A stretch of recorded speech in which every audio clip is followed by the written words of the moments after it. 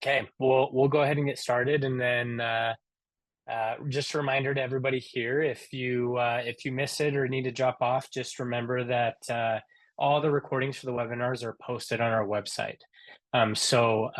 We had a question get asked about, hey, could we go over extension or flexion, abduction, and external rotation? And just so you know or aware, we split up the shoulder motions into two, right? So last month in May, we did flexion, abduction, and external rotation. Today is adduction, extension, and internal rotation. So again, if you miss any of these, you can go back and watch them at any time at our website. It's at activeforce.com. So let's go ahead and get started. Perfect. So I'll pull up the slides here. Okay, awesome. The format of today's webinar is going to be similar to the ones that we've done in the last few months. However, today's topic will be foundations of strength testing, techniques for shoulder extension, adduction, and internal rotation. To make introductions, obviously this is me on the left with a very outdated picture of when I graduated from PT school. For those who don't know me, I PT practiced for a number of years, and my background is that as soon as I came out of college, I knew that manual muscle testing and the way that it's practiced in our profession is inherently broken when it comes to being able to give our patients and our clients and the insurance companies and everybody that needs to know actual objective data on how strong a patient actually is. I wasn't a believer in the 0 to 5, the 3 pluses and the 4 minuses, and so I wanted to find something that was more objective. And that's when I came into contact with ActiveBody.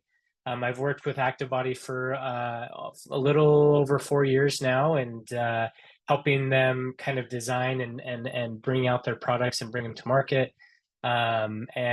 Just had a blast doing it and enjoy helping people see that objective measurements are better when it comes to treating patients. I also wanted to make an introduction for our guest speaker today. His name's Gus Morrison. So let me pull up his bio real quick. I apologize for not already having it pulled up, but I'll read his bio and then I'll give him a minute to answer any other questions or add anything he wants to add to this for himself. It says Gus is a dual qualified physiotherapist and also a strength conditioning coach. He holds a bachelor's degree in physiotherapy and a master's degree in sports and exercise medicine, as well as gaining accreditation with United Kingdom Strength and Conditioning Association. He currently works at the Institute of Sport, Exercise, and Health as a research assistant, and his research is centered around kinetic and kinematic testing of patients with ACL tears and osteoarthritis of the hip and knee. On top of this, he works as a clinician at Athletic Shoulder, where he developed a testing and training framework that was recently published in the Strength and Conditioning Journal. Prior to this, he had published research around objective testing of the shoulder and in amateur rugby union players. Super excited to have Gus on. Gus has actually been around the Active Force since around the time that I found the Active Force, and he's been a really good advocate, a really good partner in helping bring about this change in the industry that moves more towards objective data. So super excited to have him on. He specializes largely in the shoulder, which is what we're focusing on today, and pass it over to him for any other comments that he wants to add. Yeah, thank you for the introduction. I just say that I'm very similar to Daniel in that when I graduated, I immediately thought that manual muscle testing doesn't really have a place in musculoskeletal treatment, and was looking for options to test and use data within their clinical framework. So again, that's basically how I found ActiveBody, and then I've been working or chatting to these guys since. Wonderful. Thanks, Gus. So to jump in our, so real quick before I go forward, I just want to remind everybody that if they have any questions, to put them into the chat, We'll answer the questions as we go, and if there's any questions that we feel would be better to answer at the end, we'll have a short Q&A session at the end for any questions you have. And then just a quick reminder for anybody on, you'll receive a survey after this to give us feedback on ways that we can make this webinar better. We can't make this webinar without feedback or your guys' feedback. And so if you guys could fill that out and send it back, that would be great. So the agenda today is we want to do an overall introduction to the 3 motions we talked about: shoulder extension, adduction, and internal rotation. We'll start with extension. I'll go over the anatomy of that shoulder, the muscles that do that specific motion, maybe show a couple videos of how our partners have filmed doing extension, adduction, and inner rotation, and then I'll pass it over to Gus. He's prepared some wonderful slides for us for each of those motions. And then finally, we'll end with a case study and possible rehab interventions that Gus has put together for us today.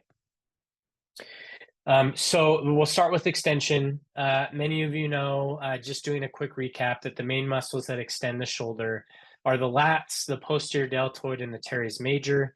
You can see them here. Obviously, the lats are on the posterior side of the trunk, and the posterior deltoid you can see here. Kind of the posterior fibers of that deltoid that attach to the back of the humerus, and then the teres major can be found right in here, which attaches to kind of the inferior lateral border of the scapula. These muscles are important for lifting yourself up and often used together in muscles for actions like box lifting. This can be tested in multiple different angles. It can be tested in standing or sitting. It could be tested in prone, right? As you see in the picture, it can be tested in sideline for a gravity minimal position. Supine, it's a little bit more difficult to test in, but if you, for some reason, if you can't get a patient to flip over on their stomach, and they're a patient that likes to be in supine, you can test this by either placing the device or putting the arm in a little bit of flexion and having them push back, or moving them to the side of the table and having them push back into off of the table so that you can get access to full extension. So I'll share a video real quick of how PhysioU has filmed doing this position, and we'll let them, let me share computer sound and play this. With the patient in prone, extend and fully internally rotate the shoulder to end range. Place the dynamometer 2 fingers proximal to the lateral epicondyle of the humerus, and instruct the patient to push as hard and fast against the dynamometer as possible. 3, 2, 1, go. Push, push, push, and relax. Awesome. So this is one way of testing. Obviously, you can see he's bracing kind of the upper thoracic region. Having a patient being prone obviously also isolates the muscle a little bit better than if you were to do it in standing or sitting. So that's one way you can do it. We have another video on here that I believe shows with the strap, and actually, I think those both show without strap. So most of this time, this is tested without the strap. If you want to use the strap, you can loop it around your foot and then have it come up around the patient's arm. Usually you would do this for patients that have more strength than you can push. And then obviously one of the tricks that I like to do is actually put it around the elbow and have them go to a wall and push back into a wall so that you can take yourself out of the equation as much as possible. So given that there, I'll pass it over to Gus to go over any other words of wisdom he has for shoulder extension and some of the slides that he's put together.